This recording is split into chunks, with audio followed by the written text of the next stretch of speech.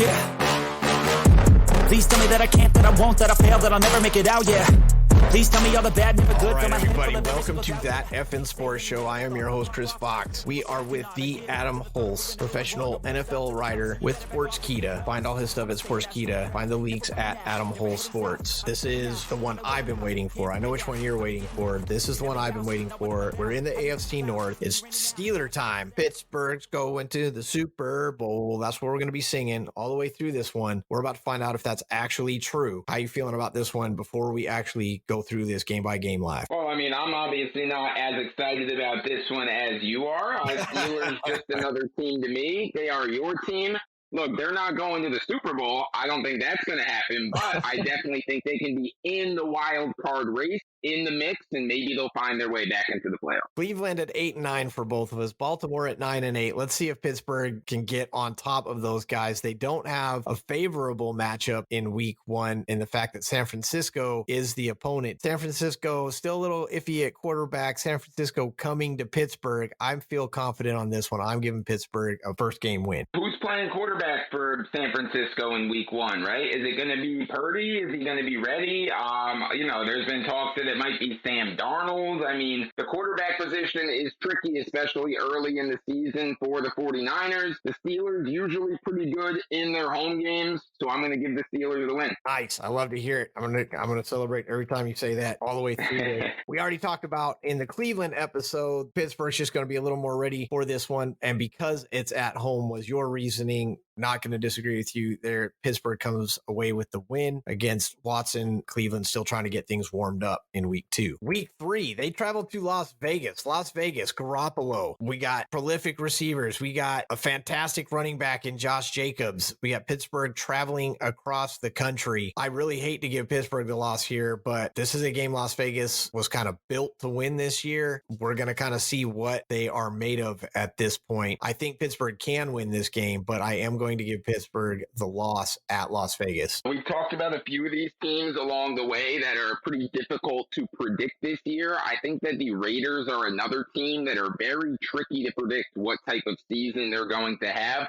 Pretty polarizing type of team, but at home against the Steelers, I'm going to favor the Raiders. There we go. So we are in agreement across the board so far, including week 4 and week 5, where we give Pittsburgh the win at Houston and then with Baltimore in Pittsburgh. So Pittsburgh starting off well, 1 loss at Las Vegas through the first 5 weeks. They get a bye week in week 6. This is kind of becoming a theme, it seems like. After the bye week, they go to the Rams, and the Rams, a team we're kind of not sure what we're going to get, but we know that they do have, at least before the injury, arguably the best wide receiver in the NFL in Cooper Kupp. Pittsburgh's going to have to defend that. I say they do it. I say they get it done. They go to the Rams. I give Pittsburgh the win. What say you, Mr. Adam Hulse? Usually that, across the country is a tough travel type of situation, but doing it after the bye week makes it not so bad because you can kind of plan your travel more accordingly, give yourself a couple extra days out there, those kind of things. You're not, still recovering from the week before. Because of all of that, I'm actually going to give the Steelers the win. There it is. It's that bye week. That bye week does factor in regardless. Yeah. Jacksonville, we actually gave Pittsburgh the win when Jacksonville comes in. That was one of the losses that you gave Jacksonville. I think you gave Jacksonville 3 losses, right? Yeah, I only gave the Jags 3 losses, and the Steelers were one of them.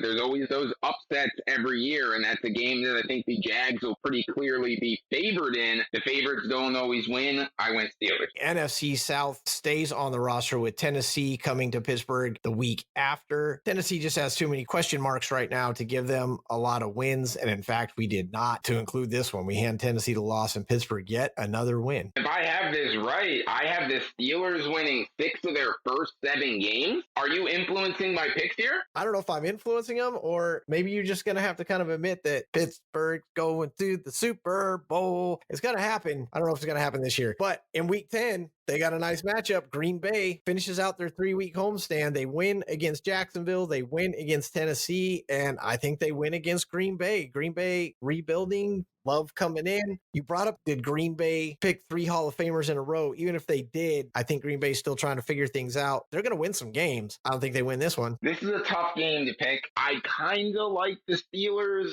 in this one, but I'm going to make kind of a mini upset type of pick also, and I'm going to take Green Bay to win, partially just because I can't really pick the Steelers to win 6 in a row at this point. I mean, I could, but that's not something I really see happening, so I'm going to go with the Packers. Yeah, look, the odds are definitely stacked against them. We pick these live, guys. This is not a pre-pick. We're not like reading the sheet after we've already made the picks and just kind of talking about it. We are making these game by game as it comes. And so when you say Pittsburgh's going to win 7 of the first 8, 6 in a row, that's hard to swallow. The schedule is really set up kind of nice in Pittsburgh's favor right now. They're playing teams at the right times. In week 11, we do hand Pittsburgh a loss in Cleveland, just one of those dogfight division games. And honestly, in week 12, they have to go to Cincinnati. And again, at the risk of giving Cincinnati every single win, it's hard to give Pittsburgh a win in Cincinnati, but maybe you do. No, I mean, I think Cincinnati is going to take care of business against most teams, especially when they're at home. I think for Cincinnati, I'm taking the Bengals again. This is not a fan pick, and I know you're going to think it is. I'm actually giving Pittsburgh the upset. After the loss at Cleveland, they go to Cincinnati, division game. We talked about this division. This is hard-nosed, old-school style football. Again, these teams, none of them like any of the other ones. Cincinnati can't win them all, and I'm actually giving Pittsburgh the win at Cincinnati coming off the loss at Cleveland. I think they're going to be fired up. I think they're going to be ready to go. Joe Burrow's going to take it in the mouth in this one. Yeah, you're right. Your fandom probably has nothing to do with that. Joe Burrow, one of the most hit guys in the NFL. He takes a lot of sacks. He gets hit a lot even when he doesn't take the sack. Cincinnati really hasn't done a whole heck of a lot to fix that problem. Pittsburgh likes to bring it. If everybody's healthy, I think that's what gets them the win in week 12. Arizona comes to Pittsburgh in week 13. You want to say upset here, and maybe you will, Adam Hulse, but I will not. I give Pittsburgh the win against Arizona. Yeah, I just think that Arizona is just not very good this year, and I think this is the kind of team Pittsburgh should definitely take care of business against, as long as they're not looking past it.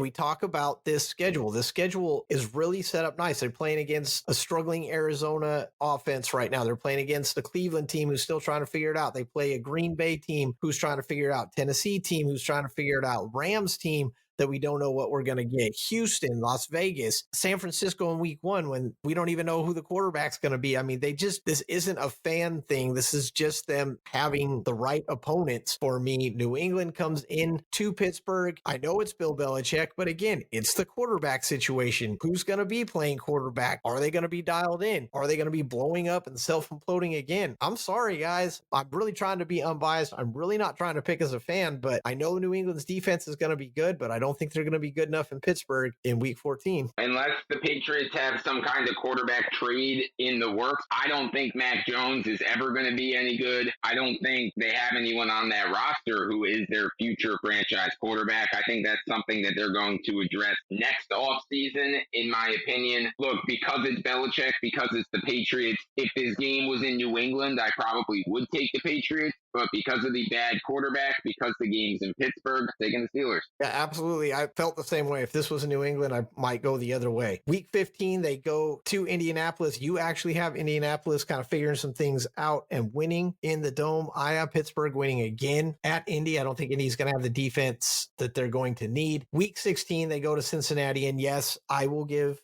Pittsburgh the loss in Cincinnati in week 16 when Cincinnati's clearly going to be playing for something in the realm of playoff implications. Week 16, Pittsburgh drops one in Cincinnati. Cincinnati at home late in the season, getting ready for the playoffs. The game's probably going to mean something. Hard not to take the Bengals here. Pittsburgh's going to fight in this one. They're going to fight against Cincinnati. They're going to fight hard. And I think when they travel to Seattle in week 17, Seattle could be playing for something as well. Pittsburgh, it also appears, will be playing for something, but in Seattle's a tough place to play. It's the end of the season, and they just had a barn burner with Cincinnati. I think they're a little wore out. I think they're a little banged up. I'm going to give Seattle the win as well. This one's in Seattle, right? Yes. Yeah, I mean, Seattle at home, always a great home team, always has that crowd behind them. Another one of those situations where the team has to go across the country. A lot of tougher games later in the season on the Steelers' schedule, and I agree. I'm going to give Seattle the win. We already talked about in the last show, Baltimore, we're splitting here. I'm giving Pittsburgh the win in Baltimore, as they are probably playing for a wild card spot,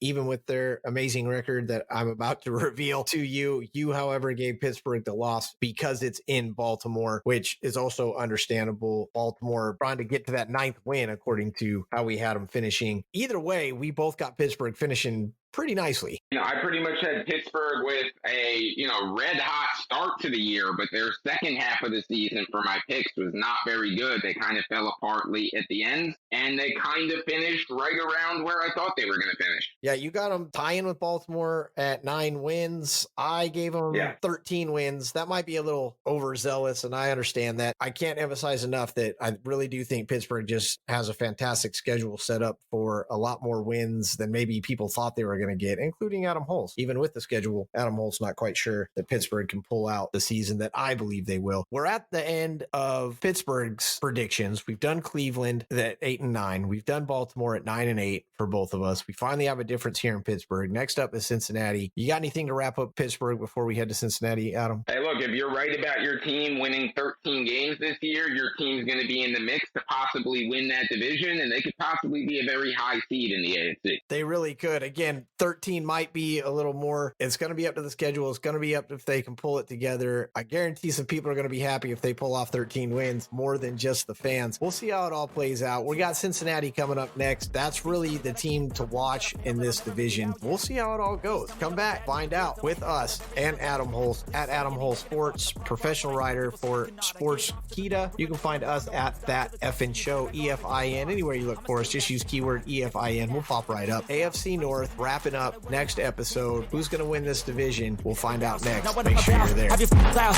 It be raining now. I keep making sound. Go another round. I'm legend bound. Can't stop me now. You don't wanna fuck with me.